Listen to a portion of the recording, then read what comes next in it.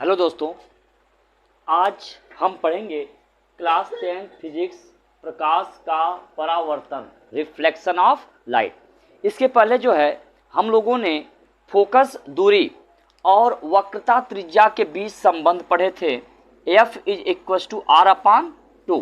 ये हमने फार्मूला जो है पढ़ा था। इसमें आपको कुछ न्यूमेरिकल्स बताए गए थे। पहला, अवतल दर्पण से संबंधित। अगर आप कोई भी न्यूमेरिकल्स अवतल दर्पण से संबंधित लेते हैं तो जैसे आपने लिया कोई एक अवतल दर्पण और यहाँ पर देखेंगे ये आपका है मुख्य फोकस F और ये है वक्रता केंद्र C। तो यहाँ से मान लीजिए वक्रता त्रिज्या कुल मिलाकर के 10 सेंटीमीटर है, तो इसकी फोकस दूरी ज्ञात कीजिए। अगर ये पहला क्वेश्चन आता है तो यहाँ दिया गया वक्रता त्रिज्या R की वैल्यू कितनी है 10 सेंटीमीटर। चूंकि जो दूरी है वह आपका अवतल दर्पण में और बाएं साइड से ली जा रही है, तो जो इसका मान है वह आपका माइनस में दिया जाएगा, -10 सेंटीमीटर। तो जब आप फोकस दूरी ज्ञात करेंगे स्मॉल f, तो यहाँ से आप निकालेंगे R/2। तो R की वैल्यू दे दी गई है पहले से -10/2, तो ये आपका आएगा -5 सेंटीमीटर। इस तरह से जो है आप फोकस दूरी ज्ञात कर सकते हैं। इसके बाद देखेंगे दूसरे केस में, अगर मान लीजिए फोकस दूरी पहले से दे दी जाए, जैसे मान लीजिए दे दिया गया अवतल दर्पण में फोकस दूरी -20 सेंटीमीटर, तो यहाँ से जो वक्रता त्रिज्या है इसकी वैल्यू कितनी आ जाएगी 2f। यहाँ से फार्मूला देखिए, आप जानते हैं F = R/2, तो R की वैल्यू जो है 2f। ओके, तो यहाँ से देखिए जब वक्रता त्रिज्या निकालेंगे तो 2 × f का जो मान है वो -20 है जी। तो 20 दूना कितना हो जाएगा 40, तो ये हो जाएगा -40 सेंटीमीटर। तो इस तरह से जो है आप अवतल दर्पण में फोकस दूरी और वक्रता त्रिज्या दोनों ज्ञात कर सकते हैं। ठीक है, इसके बाद जो है हम यहाँ पर उत्तल दर्पण के बारे में पढ़ेंगे। अगर आपको उत्तल दर्पण की फोकस दूरी ज्ञात करनी हो और वक्रता त्रिज्या ज्ञात करनी हो तो आप किस प्रकार से ज्ञात करेंगे, चलिए। नेक्स्ट रहेगा आपका न्यूमेरिकल उत्तल दर्पण से संबंधित। उत्तल दर्पण के केस में ये आपका ध्रुव होता है और यहाँ पर आपका ये उत्तल दर्पण। तो मान लीजिए कि अगर आपका वक्रता जो त्रिज्या है वह दे दिया हो 15 सेंटीमीटर, ठीक है, तो यहाँ पर आपका वक्रता त्रिज्या की जो वैल्यू है, देखिए अगर आपका जो दूरी है अगर दाएं साइड लिया जाएगा उत्तल दर्पण में, तो जो इसकी दूरी है धनात्मक ली जाती है, तो R की वैल्यू हो जाएगी +15 सेंटीमीटर।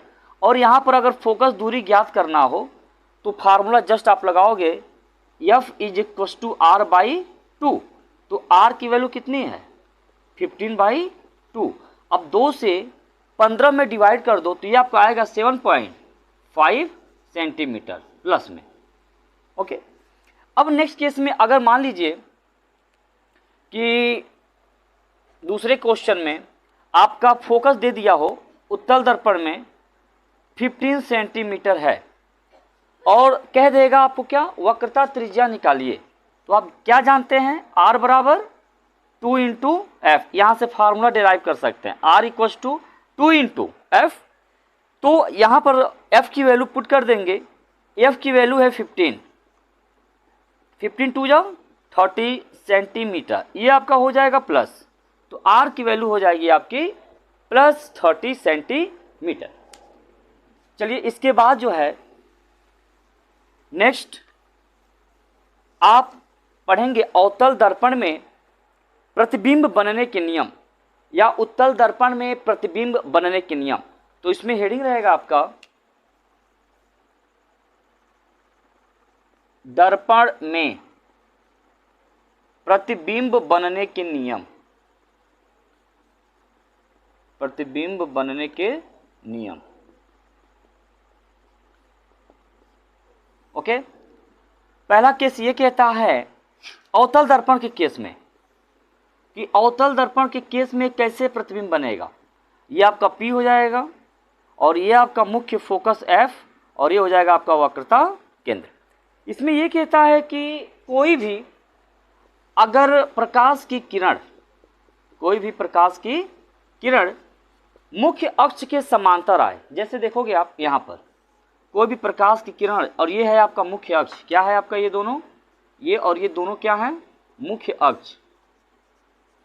तो कोई भी यदि प्रकाश की किरण मुख्य अक्ष के समांतर आती है तो दर्पण से टकरा करके वापस वह मुख्य फोकस की ओर लौट जाती है, यानी दर्पण से टकराने के पश्चात मुख्य फोकस की ओर होकर जाती है, या जो है मुख्य फोकस की ओर आती हुई प्रतीत होती है। देख रहे हैं यहां पर मिलती हुई प्रतीत हो रही है। कोई दिक्कत इसमें? चलिए देखिए, कोई भी अगर प्रॉब्लम्स हो तो आप कमेंट्स में या कमेंट सेक्शन में पूछ सकते हैं। तो ये पहला नियम है। सेकेंड नियम क्या कहता है कि अगर मान लीजिए ये आपका अवतल दर्पण है और ये आपका P, ये आपका मुख्य फोकस और ये आपका वक्रता केंद्र, और ये है आपका उत्तल दर्पण, ये आपका P है, ध्रुव है, ये आपका मुख्य फोकस F है, ये वक्रता केंद्र है। तो नेक्स्ट केस में क्या कहता है कि मुख्य फोकस पर आने वाली प्रकाश की किरणें दर्पण से परावर्तन के पश्चात मुख्य अक्ष के समांतर हो जाती है। देखिए ये मुख्य अक्ष क्या आ गया आपका, समांतर आ जाती है।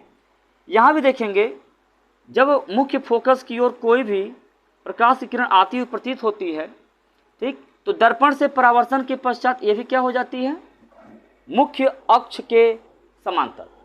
अब इसके बाद जो है प्रतिबिंब बनाने का तृतीय नियम,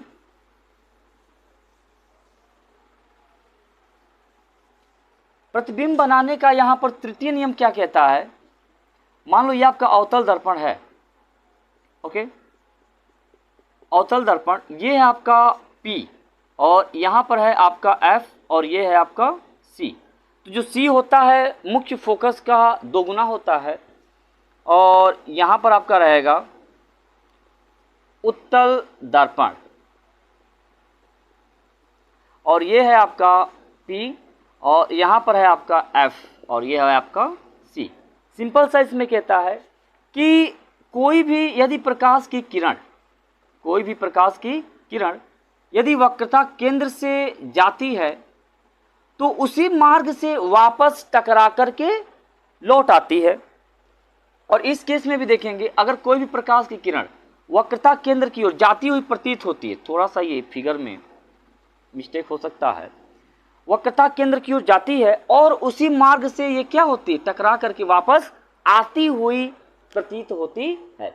तो इस प्रकार से यहाँ पर कुल 3 नियम आपके प्राप्त होते हैं। इसके बाद आप पढ़ेंगे अवतल दर्पण द्वारा प्रतिबिंब बनाने के नियम। तो आप किस तरह से अवतल दर्पण द्वारा प्रतिबिंब बनाएंगे। तो यहाँ पर आपका नेक्स्ट हेडिंग रहेगा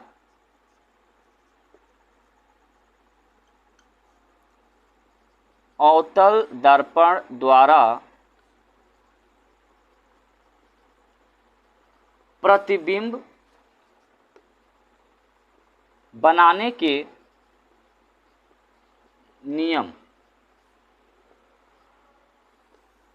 पहला क्या आपका एराइज होता है कि जब वस्तु अनंत पर हो, पहला है केस जब वस्तु अनंत पर हो, when object at infinite, okay. तो अगर वस्तु अनंत पर होगा तो उसका प्रतिबिंब किस प्रकार से बनेगा, उल्टा होगा, वास्तविक होगा या क्या होगा। तो सबसे पहले जो है आप यहाँ पर अवतल दर्पण बनाइए और ये आपका ध्रुव है P, ये मुख्य फोकस F और इससे जस्ट दूना जो है वक्रता केंद्र सी। और आप देख रहे हैं जो प्रकाश की किरण है वह अनंत से आ रही है। तो मान लीजिए यहाँ पर कोई एक वस्तु है जो अनंत पर स्थित है और इससे चलने वाली प्रकाश की किरण मुख्य फोकस से आती है। मुख्य फोकस से आने के पश्चात ये टकरा करके मुख्य अक्ष के समांतर निकल जाती है। और जो दूसरी किरण है वह वक्रता केंद्र से आती है और आने के पश्चात उसी मार्ग से टकरा करके वापस निकल जाती है। और जहाँ ये दोनों एक दूसरे को काटेंगे वहीं पर जो है इसका इमेज प्राप्त होगा, वहीं पर इसका इमेज प्राप्त होगा, इमेज बनेगा। ओके, तो यहाँ पर देखिए यह वस्तु जो है आपकी ओ डैश जो कि अनंत पर स्थित है और उसका जो प्रतिबिंब है वह आपका मुख्य फोकस F पर बनता है। उल्टा वास्तविक वह वस्तु से बहुत छोटा, कह सकते हैं वस्तु से बहुत ही छोटा प्राप्त होता है। तो आप इसको कैसे लिखेंगे? सिंपल सा है, जब वस्तु अनंत पर स्थित होता है तो उसका प्रतिबिंब उल्टा वास्तविक वह वस्तु से बहुत छोटा प्राप्त होता है, वह मुख्य फोकस पर आपको लिखना होगा। जैसे मान लो अगर दूर स्थित चंद्रमा है और अगर आप तालाब में, लेकिन चूंकि आपको अवतल दर्पण में देखना है तो दूर स्थित चंद्रमा का अगर प्रतिबिंब आप प्राप्त करना चाहते हो तो आपका जो चंद्रमा का आकार है वो काफ़ी बहुत ज़्यादा बड़े हैं, ठीक। लेकिन जब आप प्रतिबिंब प्राप्त करेंगे तो प्रतिबिंब जो है उसकी अपेक्षा या सापेक्ष क्या हो जाएगा? बहुत ही छोटा। तो यहाँ से आप जो है इसको पूरे तरीके से डिफाइन कर सकते हैं या इसके बारे में लिख सकते हैं। सेकेंड केस आता है जब वस्तु अनंत व वक्रता केंद्र के बीच स्थित हो। जब वस्तु, सेकेंड है, जब वस्तु अनंत व वक्रता केंद्र के बीच स्थित हो।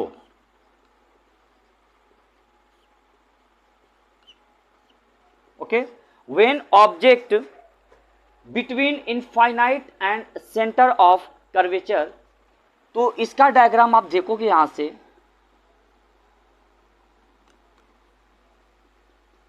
ओके, ये आपका अवतल दर्पण, वही आपका ये मुख्य अक्ष हो गया और ये आपका दर्पण का द्वारक M1 M2, ये आपका मुख्य फोकस F और ये हो गया आपका वक्रता केंद्र C। अगर मान लीजिए कोई वस्तु जो है ये अनंत का पार्ट है और ये आपका वक्रता केंद्र, इसके बीच में रखना है तो आपने मान लीजिए वस्तु को यहाँ पर रख दिया, ठीक।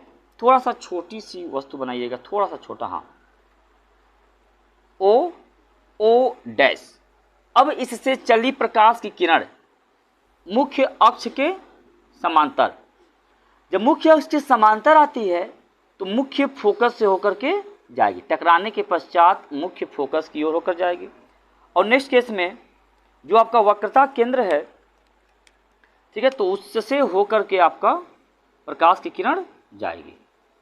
देख लीजिए यहाँ से होकर जो है ये प्रकाश की किरण जाती है और उसी मार्ग से टकरा कर वापस लौट आती है और जहाँ ये दोनों एक दूसरे को काटेंगे वहीं पर इसका इमेज प्राप्त हो जाता है। तो यहाँ पर आपका ये प्राप्त हो जाएगा I डैश। ओके, तो आप लिखेंगे कैसे? सिंपल सा है, जब वस्तु अनंत व वक्रता केंद्र के बीच स्थित हो तो उसका प्रतिबिंब उल्टा वास्तविक व वस्तु से छोटा तथा मुख्य फोकस व वक्रता केंद्र के बीच प्राप्त होता है। ओके, इस तरह से आपको लिख लेना है।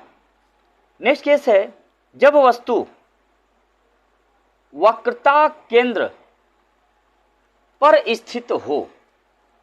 जब वस्तु वक्रता केंद्र पर स्थित हो तो यहां पर आप केस कैसे देखोगे? इसको मिटाना पड़ जाएगा जब वस्तु वक्रता केंद्र पर स्थित हो। चलिए देखिए, ये आपका मुख्य अक्ष हो गया, ये आपका मुख्य फोकस, और ये हो गया आपका वक्रता केंद्र। अब जब वस्तु जो है वक्रता केंद्र पर स्थित होगा तो इसका प्रतिबिंब कहाँ पर बनेगा? तो यहाँ देखिए, ये आपका हो जाएगा ओ डैश, और यहाँ पर आपका ये वस्तु है।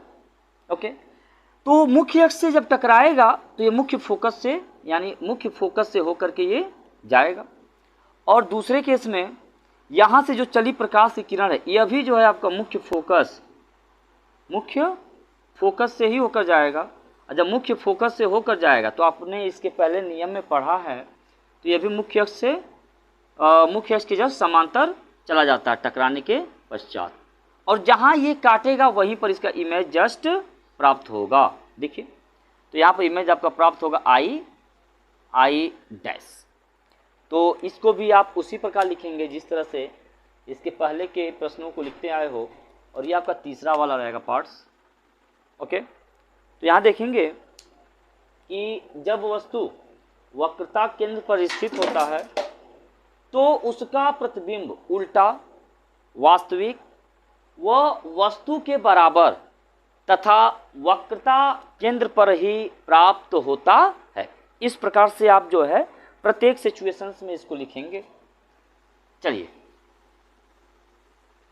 नेक्स्ट रहेगा, जब वस्तु वक्रता केंद्र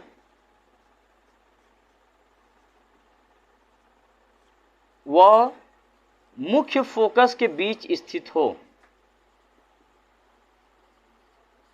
मुख्य फोकस के बीच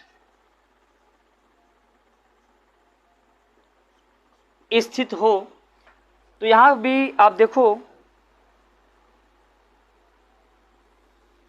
ये आपका है मुख्य फोकस F, वक्रता केंद्र C। ओके, यहाँ वस्तु जो है वक्रता केंद्र और मुख्य फोकस के बीच स्थित है। ठीक है, तो यहाँ पर जो है वस्तु के आकार थोड़ा छोटा बनाते चलेंगे। ये आपका ओ डैश, जिसके कारण जैसे अगर आप वो वस्तु जो है पास में ले जाएंगे तो वस्तु की आकार छोटी होगी, और यहाँ से प्रतिबिंब की जो आकार होगी अब बड़ी बनती जाएगी। तो यहाँ से चली प्रकाश की जो किरण है, ये आपका मुख्य अक्ष के समांतर और टकराने के पश्चात मुख्य फोकस से होकर जाती है, और दूसरी किरण कहाँ से होकर जाएगी? वक्रता केंद्र से। तो इसको जो है आप ऐसे बनाओगे, और ये यहाँ से जो है वापस टकरा कर आएगी और वक्रता केंद्र से जाती हुई यानी जाएगी यहाँ से। ठीक है, और जहाँ ये दोनों एक दूसरे को परस्पर काटती हैं वहीं इनका प्रतिबिंब प्राप्त होता है आई डैश। अब आप इसके बारे में स्वयं लिख सकते हैं, सिंपल सा है। जब वस्तु वक्रता केंद्र व मुख्य फोकस के बीच स्थित होता है, उसका प्रतिबिंब उल्टा, वास्तविक, वस्तु से बड़ा, वक्रता केंद्र व अनंत के बीच बनता है। अब नेक्स्ट केस आता है, जब वस्तु मुख्य फोकस पर स्थित हो,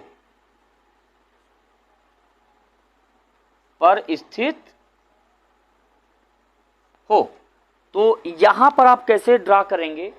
ये डायग्राम जो है निश्चित है कि एग्जाम में 1-2 डायग्राम इससे पूछे जाते हैं, तो इसको आप बढ़िया से समझ लीजिएगा और प्रैक्टिस जरूर करिएगा, क्योंकि ये बिना प्रैक्टिस के आप इन डायग्राम्स को नहीं बना पाओगे। तो यहाँ पर देखेंगे, ये है आपका अवतल दर्पण, ये आपका मुख्य बिंदु P, ये आपका मुख्य फोकस F, और ये है आपका वक्रता केंद्र C। नेक्स्ट केस क्या कह रहा है कि जब वस्तु मुख्य फोकस पर स्थित हो, तो जब आप वस्तु को मुख्य फोकस पर स्थित रखेंगे, इसका नाम हो जाएगा ओ डैश। तो यहाँ से चली प्रकाश की किरणें मुख्य फोकस से होकर जाएगी, और दूसरी जो है आपका यहाँ से किरण जो है यहाँ से होकर जाती है और टकराने के पश्चात वक्रता केंद्र से होकर के निकल जाएगी। और आप इन दोनों किरणों को देख रहे हैं कि परस्पर एक दूसरे के समांतर हैं। तो सिंपल सा इसका भी आप लिखोगे वैसे ही, जब वस्तु मुख्य फोकस पर स्थित होता है तो उसका प्रतिबिंब आपका जो है उल्टा, समझिएगा, इसका जो प्रतिबिंब है उल्टा बनेगा, वास्तविक बनेगा, वस्तु से बहुत बड़ा और अनंत पर बनेगा। ठीक है, ये जो आपका यहाँ पर प्रतिबिंब बनेगा वो कहाँ बनेगा? अनंत पर। नेक्स्ट केस यहाँ से एराइज होगा आपका, जब वस्तु मुख्य फोकस व ध्रुव के बीच स्थित हो। जब वस्तु मुख्य फोकस यानी कि when object between principal focus and pole, जब वस्तु मुख्य फोकस व ध्रुव के बीच स्थित हो, तो यहां पर आप कैसे बनाओगे? सिंपल सा है कि ये आपका क्या है? उत्तल यानी अवतल दर्पण है, और अवतल दर्पण में यहाँ पर आपका मुख्य फोकस है, और ये क्या है आपका? वक्रता केंद्र C। इसको भी आप मिटा दीजिए। अब जब वस्तु जो है इनके और इनके बीच में स्थित हो, ये आपका M1 M2, यहाँ M1 M2 दर्पण का द्वारक कहलाते हैं। यहाँ पर जो है आप वस्तु ले लीजिए OO डैश, OO डैश, यहाँ पर OO डैश हो गया, तो वस्तु से चलने वाली प्रकाश की किरण मुख्य फोकस से होकर जाएगी, और इसको आप नेक्स्ट केस में यहाँ से चलने वाली प्रकाश की किरण वक्रता, सॉरी यहाँ से थोड़ा सा डायग्राम को सही बना लीजिएगा, हाँ, वक्रता केंद्र से होकर जाएगी। और ये ऐसे प्रतीत होंगी जैसे अगर इनको हम आगे की ओर बढ़ाएं, आगे की ओर बढ़ाएं, तो ये जो है एक बिंदु पर क्या होंगी? काटेंगे। थोड़ा सा इमेज जो है डाउन हो रहा है, इनको आगे की ओर बढ़ाएंगे तो ये एक बिंदु पर काटेंगे, और यहाँ पर इनका इमेज आई डैश प्राप्त हो जाएगा, आई डैश प्राप्त हो जाएगा।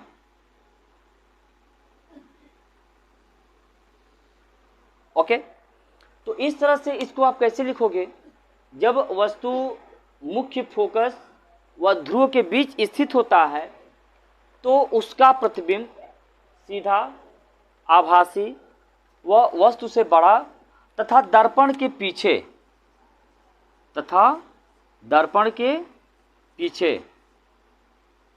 प्राप्त होता है।